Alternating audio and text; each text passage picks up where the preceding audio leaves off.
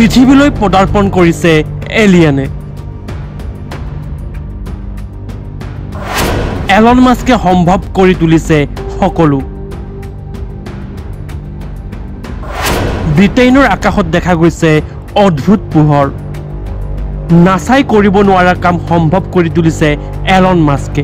শেহতীয়াকৈ আন্তঃৰাষ্ট্ৰীয় সংবাদ মাধ্যমত প্ৰকাশ পাইছে এলন মাস্কক লগ ধৰিবলৈ পৃথিৱীলৈ আহিছে এলিয়েন। দৰাচলতে ব্ৰিটেইনৰ আকাশত দেখিবলৈ পোৱা গৈছে কিছু অদ্ভুত পোহৰ।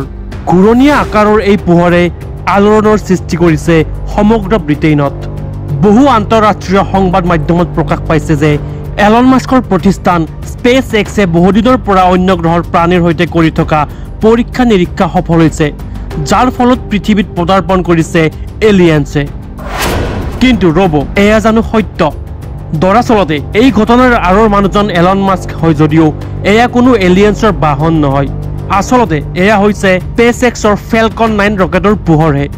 এলন মাস্কৰ প্ৰতিষ্ঠান স্পেচ এক্সে মহাকাশলৈ প্ৰেৰণ কৰিছিল ফেলকন 9 নামৰ ৰকেটখন, আৰু এই ৰকেটৰ ইন্ধনে সৃষ্টি কৰিছে এই সৰ্পিল তথা ঘূৰণীয়া আকৃতিৰ পোহৰ, যাক মানুহে ভাবি লৈছিল এয়া অন্য গ্ৰহৰ প্ৰাণীৰ বাহন বুলি। নিউজ ডেস্ক ৰিপৰ্ট, এনি টক্স।